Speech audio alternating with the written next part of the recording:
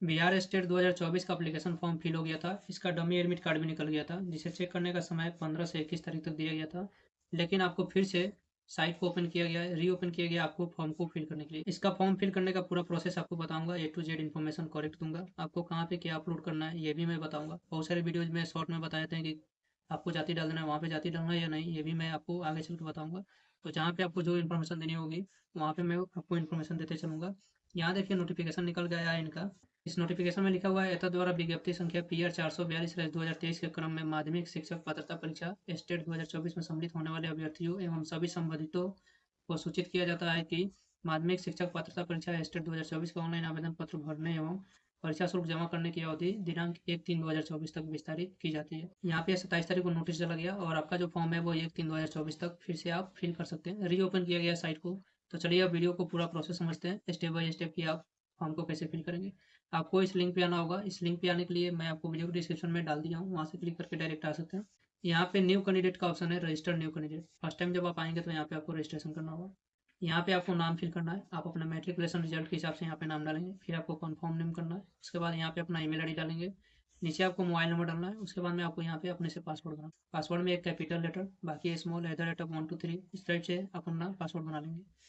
Password ऊपर डालेंगे, उसी को पासवर्ड नीचे कंफर्म करें। फिर आप रजिस्टर पे क्लिक करेंगे। आपके मोबाइल नंबर पे ओटीपी आएगा और ओटीपी डालने के बाद में आपका रजिस्ट्रेशन कंप्लीट हो जाएगा। आप लॉगिन पेज पे चले जाएंगे, वहाँ पे आपको मोबाइल नंबर और पासवर्ड डाल के लॉगिन करना होगा। चलिए मैं आपको रजिस्ट्रेशन करने का प्रोसेस बताता हूँ।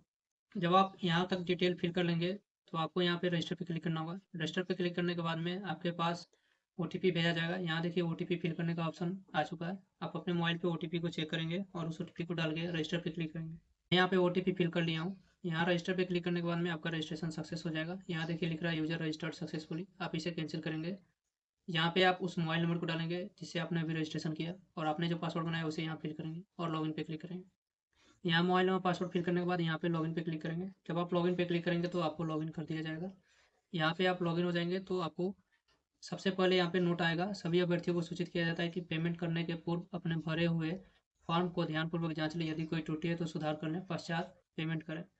यहाँ पे नोट में डाल दिया गया कि आप फॉर्म पेमेंट करने से पहले यानी कि फाइनल सबमिट करने से पहले ही अपना सारा डिटेल जांच कर लीजिए। अगर इसमें कुछ गलती हो तो सुधार लीजिए, बाद में इसे आप सुधार नहीं सकते हैं। यहाँ पे आप ओके क्लिक कीजिएगा। ओके क्लिक करने के बाद में यहाँ पे पूछेगा कि आप किस पेपर के लिए अप्लाई करना चाहते हैं। जैसे कि अगर आप ग्रेजुएशन तक पढ़े हुए हैं तो आप यहाँ 9th 10th पेपर 1 के लिए अप्लाई कर सकते हैं और उससे आगे का आपका कोर्स है। अगर आपने एमए कर चुका है यानी कि मास्टर डिग्री है तो आप यहाँ पे 11 12 के लिए भी अप्लाई कर सकते हैं। और जो मास्टर डिग्री कर चुके हैं वे यहाँ पे बोथ पेपर के लिए भी अप्लाई कर सकते हैं। तो आप अपने हिसाब से यहाँ से पेपर चुनाव कर लीजिए कि आपका क्वालिफिकेशन क्या है। मैं यहाँ पे पेपर 1 सेलेक्ट करता हूँ। आप जिस टाइप से यहाँ पे पेपर सेलेक्ट करेंगे उस तरह से आपका चार्ज कटने वाला है फॉर्म के लास्ट में। यहाँ पे फर्स्ट में देखिएगा पर्सनल इन्फॉर्मेशन के नीचे है बीएससीबी यूनिक आईडी। अगर आपके पास बीएससीबी का यूनिक आईडी होगा तो यहाँ पे फिल करेंगे, नहीं तो इसे छोड़ सकते हैं। बीएससीबी का यूनिक आईडी 2023 से दिया जा रहा है, यानी कि 2023 में जिन्होंने मैट्रिक इंटर ये पास आउट किए होंगे या फिर अन्य कोई डिग्री किए होंगे तो उसमें बीएससीबी यूनिक आईडी होगा। उससे पहले का अगर आपके पास मार्कशीट का रिजल्ट है तो उसमें बीएससीबी यूनिक आईडी नहीं मिलेगा। यहाँ पे सबसे पहले आपको डिस्ट्रिक्ट सेलेक्ट करना है। उसके बाद में यहाँ पे बताना है कि आप किस मीडियम में एग्जाम देना चाहते हैं। तो यहाँ पे हिंदी इंग्लिश आएगा, आप इसमें से मीडियम सेलेक्ट करेंगे। उसके बाद में यहाँ पे कैंडिडेट नेम जो आपने रजिस्ट्रेशन में डाला था वो शो करेगा। यहाँ पे मदर्स नेम लिखना है तो यहाँ पे अपना मदर्स का नाम लिखेंगे मैट्रिकुलेशन सर्टिफिकेट के हिसाब से। फिर आपको यहाँ पे कंफर्म करना है, दोबारा से लिखेंगे। यहाँ पे आपको फादर्स नेम लिखना है, फिर दोबारा यहाँ पे फादर्स नेम लिखकर कंफर्म करेंगे उसे। उसके बाद में यहाँ पे डेट ऑफ बर्थ आपको डालना है। यहाँ सबसे पहले आप कैलेंडर पे क्लिक करेंगे। कैलेंडर पे क्लिक करने के बाद में आपको सबसे पहले ईयर सेलेक्ट कर लेना होगा। तो अपने डेट ऑफ बर्थ में जो भी ईयर है आपका वो सिलेक्ट करेंगे यहाँ से। उसके बाद में यहाँ पे मंथ सेलेक्ट करना होगा, फिर आपको डेट सेलेक्ट करना होगा। इस प्रकार से आप सिलेक्ट करेंगे तो यहाँ पे फिल होके आ जाएगा। फिर दोबारा आपको यही डेट ऑफ बर्थ इसमें डालना होगा। अगर आप दूसरा कुछ डालेंगे तो यहाँ पे लिखेगा कि आपका डेट ऑफ बर्थ मैच नहीं कर रहा है, इसलिए आप ध्यान से फिल कीजिएगा। दो दो बार जहाँ भी फिल करना है आपको सेम सेम डिटेल होना चाहिए। ये इस टाइप से बनाया गया है, आपको फॉर्म फिल करते समय गलती ना हो। दोबारा डेट ऑफ बर्थ यहाँ पे डालेंगे तो आपका एज जो है यहाँ पे कैलकुलेट होकर आ जाएगा। तो ये रैंडम मैंने डेट डाला था यहाँ पे। उसके बाद में आपको जेंडर बताना होगा। आप अपना जेंडर सेलेक्ट करेंगे। जेंडर सेलेक्ट करने के बाद में यहाँ पे कैटेगरी डालना है। तो यहाँ पे देखिए नोट में लिखा हुआ है कि ईडब्ल्यूएस कोटि के अभ्यर्थी अपनी कोटि में जनरल विकल्प का चयन करें। अगर आप ईडब्ल्यूएस से आते हैं तो यहाँ पे ईडब्ल्यूएस नहीं आएगा, जनरल आएगा। उसके बाद में एबीसी बीसी एससी एसटी इसमें से जो आपका कैटेगरी होगा वो आप यहाँ पे सेलेक्ट करेंगे। दोबारा से आपको यहाँ पे कैटेगरी को वेरीफाई करना होगा। अब यहाँ पे कैटेगरी सर्टिफिकेट अपलोड करने का ऑप्शन आ रहा है। यहाँ पे अगर आप पीवीसी से आते हैं तो आपको जाति प्रमाण पत्र नहीं डालना है। इन्होंने नोटिस में लिख के डाला है कि आपको यहाँ पे एनसीएल डालना है। चलिए मैं आपको उसे दिखाता हूँ कि अगर आप यहाँ पे एबीसी डालते हैं तो आपको जाति डालना है या नहीं। देखिए यहाँ पे 15 नंबर में लिखा हुआ है प्रमाण पत्रों को अपलोड करना। इसमें आप नीचे आएंगे, यहाँ पे लिखा हुआ है अनुसूचित जाति अनुसूचित जनजाति के उम्मीदवारों के लिए सक्षम प्राधिकार द्वारा निर्गत जाति प्रमाण पत्र, यानी SC ST से आते हैं तो आपको जाति डालना है। उसके बाद नीचे लिखा गया अत्यंत पिछड़ा वर्ग के उम्मीदवारों के लिए सक्षम प्राधिकार द्वारा निर्गत क्रीमी लेयर रहित अधुनत प्रमाण पत्र, तो आपको वहाँ पे कैटेगरी सर्टिफिकेट में जाति नहीं डालना है, आपको NCL डालना है। यहाँ पे अगर कोई विवाहित महिला फॉर्म फिल कर रही है तो उसको भी अगर EBC कैटेगरी से आती है या BC कैटेगरी से तो NCL डालना होगा, और NCL उनके पिता के नाम से और पिता के पते से ही निर्गत होना चाहिए, वही यहाँ पे डालेंगे, ना कि उनके पति के नाम से। यहाँ पे लिखा हुआ है तो पति के नाम से आप नहीं बनवाइएगा, पिता के नाम से बनवाइएगा और पिता का एड्रेस होना चाहिए, ऐसा NCL आपको यहाँ डालना होगा। तो यहाँ आप समझ चुके हैं कि अब आपको कैटेगरी सर्टिफिकेट में क्या डालना है। इस पर आप अपलोड पे क्लिक करेंगे, आपके सामने फाइल खुल के आएगा, वहाँ से आप सेलेक्ट कर लेंगे और ये अपलोड हो जाएगा। यहाँ जो साइज़ है वो PDF में रखिएगा और 200 KB से नीचे रखिएगा, आपका इजीली अपलोड हो जाएगा। नेशनलिटी इंडिया आएगा, यहाँ पे लिखा हुआ है are you domicile of Bihar state, अगर बिहार स्टेट से होंगे तो यहाँ पे यस करेंगे, और जैसे ही आप यस करेंगे यहाँ पे डोमिसाइल सर्टिफिकेट में आ जाएगा। यहाँ पे डोमिसाइल सर्टिफिकेट अपलोड करने का ऑप्शन आएगा, यहाँ पे क्लिक कीजिएगा अपलोड पे और अपने फाइल से सेलेक्ट कीजिएगा, अपलोड हो जाएगा। उसके बाद में यहाँ पे विकलांग के बारे में पूछा जा रहा है, अगर विकलांग होंगे तो यस करेंगे, नहीं तो यहाँ पे नो फिल करेंगे। उसके बाद में नीचे आपको एक सर्विसमैन पूछा जा रहा है, अगर होंगे तो यस करेंगे, नहीं तो नो फिल करेंगे।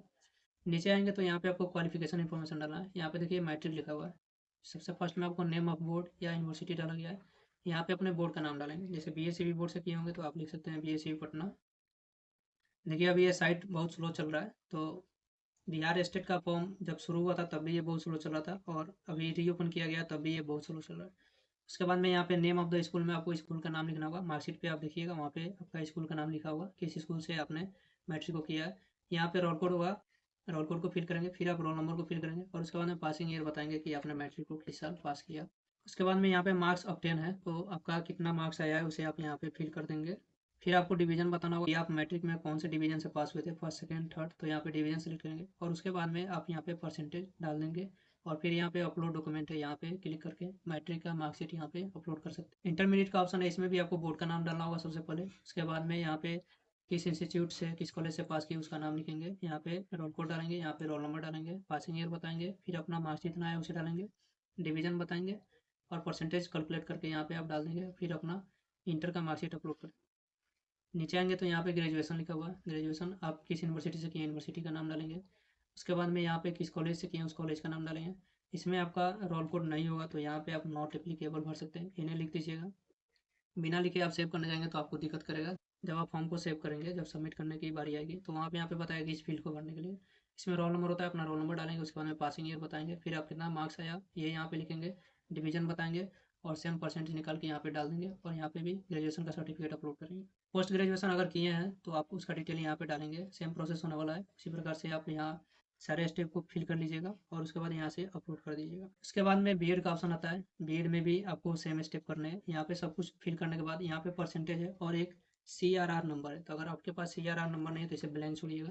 अब आपको बता देता हूँ मैं कि CRR नंबर होता क्या है। इनके नोटिस में यहाँ पे आइएगा तो 6 नंबर में लिखा होगा विशेष विद्यालय अध्यापक न्यूनतम 50% अंकों के साथ किसी मान्यता प्राप्त विश्वविद्यालय से स्नातक उपाधि, एवं यहाँ पे देखिए ख में लिखा हुआ है भारतीय पुनर्वास परिषद से मान्यता प्राप्त संस्था से विशेष शिक्षा में बीएड के साथ भारतीय पुनर्वास परिषद के वैध CRR नंबर धारित हो। तो ये जो विशेष विद्यालय होते हैं जहाँ पे विकलांग बच्चे पढ़ते हैं जिनमें डिजेबिलिटी होती है, तो अगर वहाँ पे आप पढ़ाना चाहते हैं तो आप CRR नंबर को यहाँ पे फिल कर सकते हैं।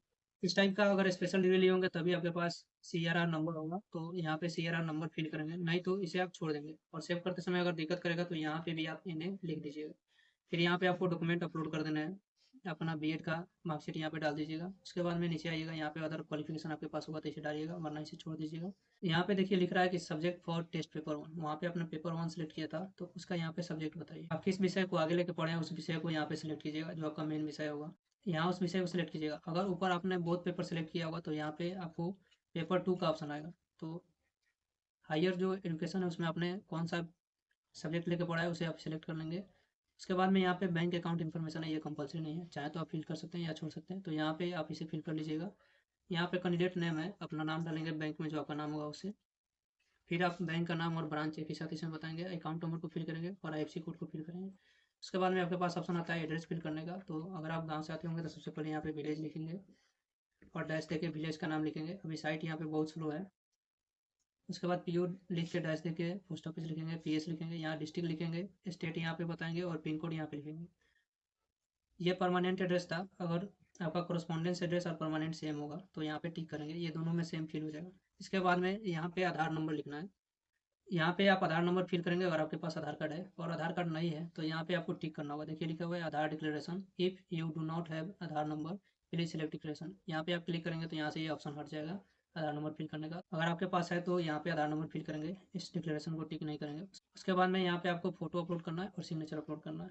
फोटो जो अपलोड करेंगे उसका यहाँ पे साइज बताया गया है 3.5 सेंटीमीटर गुना 4.5 सेंटीमीटर होना चाहिए, व्हाइट बैकग्राउंड में होना चाहिए। साथ में आपका फोटो क्लियर होना चाहिए जिसमें दोनों कान दिखते हो, और टोपी वगैरह गॉगल्स लगा के यहाँ पे फोटो आप मत डालिएगा, ऐसा इन्होंने नोटिस में पहले ही बता चुके हैं। तो आप नोटिस को पहले पढ़ लीजिएगा, उसके बाद में आप फॉर्म को फिल कीजिएगा। यहाँ देखिए नोटिस में डाला गया है कि अभ्यर्थी का फोटोग्राफ स्कैन किया हुआ साइज 20 से 100 KB तक के आयाम 3.5 गुना 4.5 होना चाहिए, एवं हस्ताक्षर स्कैन किया हुआ साइज 10 से 50 KB तक होना चाहिए। साथ में यहाँ बताया गया कि रंगीन फोटोग्राफ हाल रिसेंट का होना चाहिए, एवं फोटोग्राफ का बैकग्राउंड सफ़ेद एवं हल्के रंग का होना चाहिए। अगर आप सफ़ेद नहीं डालते हैं तो कोई हल्का रंग उसमें डाल सकते हैं, एवं कैमरे के सामने का खींचा हुआ होना चाहिए।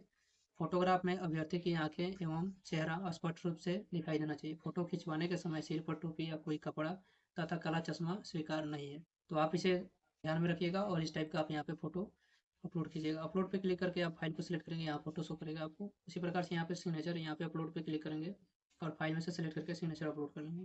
फोटो सिग्नेचर अपलोड करने के बाद यहाँ आपका टिक रहेगा। आपको सबसे पहले फॉर्म को सेव करना होगा, सेव पे क्लिक कीजिएगा तो आपका फॉर्म सेव हो जाएगा। उसके बाद आप प्रीव्यू पे क्लिक कीजिएगा। चलिए मैं इन सारे प्रोसेस को कंप्लीट करता हूँ, फिल करके आपको सेव एंड प्रीव्यू के बाद का प्रोसेस बताता हूँ। जब आप सारी डिटेल को फिल कर लेंगे तो यहाँ पे सेव का ऑप्शन है, आपको सबसे पहले सेव करना होगा ताकि आपका जो यहाँ पे डिटेल फिल किया हो वो पूरा सेव हो जाए। अगर सेव नहीं करते और बाय द वे आपका पेज रिफ्रेश हो जाता है या फिर कहीं आप क्लिक करते हैं जिसके कारण इस पेज पे कुछ खुल जाता है तो आपको फिर से पूरा डाटा फिल करना होगा। तो सबसे पहले आप सेव पे क्लिक करेंगे। जब आप सेव पे क्लिक करेंगे तो यहाँ पे आएगा फॉर्म सेव सक्सेसफुली। अब आपका फॉर्म जो है वो सेव हो चुका है। यहाँ पे आपको प्रीव्यू पे क्लिक करना है। रिव्यू पे क्लिक करने के बाद आप अच्छे से अपने सारे डिटेल को मिला लेंगे।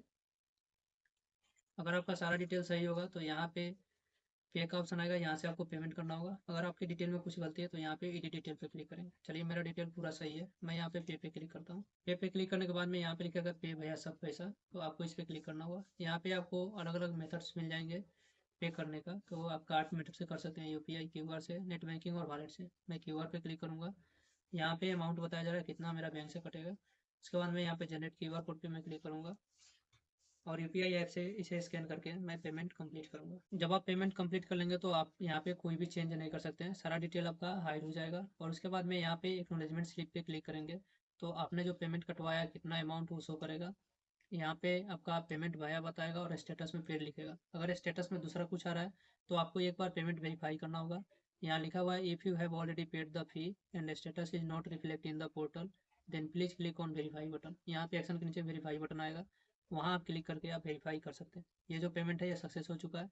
एक पेमेंट मेरा फंसा हुआ उसमें मैं वेरीफाई क्लिक करके आपको दिखा देता हूँ कि आपके सामने क्या आएगा। देखिए इस तरह से आपका ऑप्शन आएगा यहाँ पे एक्शन के नीचे वेरीफाई पेमेंट का। अगर आपका स्टेटस पेंडिंग होगा तो अगर आपके अकाउंट से पैसा कट चुका है तो यहाँ वेरीफाई करेंगे तो आपका स्टेटस पेड आ जाएगा।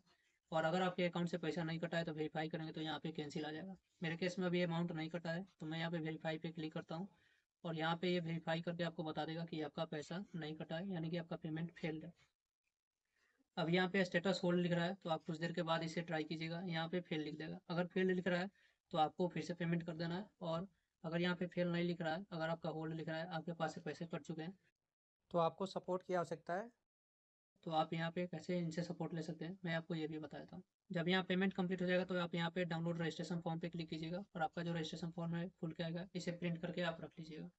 अगर आपका पेमेंट कट जाता है और स्टेटस में होल्ड आ जाता है तो आपको इस हेल्प डेस्क नंबर पे कॉल करना होगा। आपको 2 हेल्प डेस्क नंबर दिख रहे हैं, इनसे बात करके बताना होगा और उसके बाद में आपका जो है एप्लीकेशन का पेमेंट क्लियर हो जाएगा। या फिर यहाँ पे हेल्प डेस्क ईमेल है, इस ईमेल पे आप मेल लिख के भेज सकते हैं कि आपने किस मेथड से पेमेंट किया, उसका ट्रांजेक्शन नंबर क्या है, ट्रांजेक्शन आईडी क्या है और टाइम क्या है, ये सब कुछ आप डाल सकते हैं। साथ में इसमें रजिस्टर्ड मोबाइल नंबर और रजिस्टर्ड ईमेल आईडी को भी लिख के भेजिएगा, जिससे वो लोग चेक करके आपको रिप्लाई कर सकते हैं कि आपका पेमेंट सक्सेस हुआ है या नहीं हुआ है। आज के इस वीडियो में इतना ही। अगर आपको बिहार स्टेट का फॉर्म फिल करना है तो आप जाके फिल कर लीजिए। मिलते हैं फिर नए वीडियो में एक नए इन्फॉर्मेशन के साथ। अगर आपको ये वीडियो अच्छा लगा हो तो वीडियो को लाइक कीजिए और चैनल पे पहली बार आए हो तो चैनल को सब्सक्राइब कीजिए ऐसी बहुत सारे इन्फॉर्मेशन वाली वीडियोस देखने के लिए।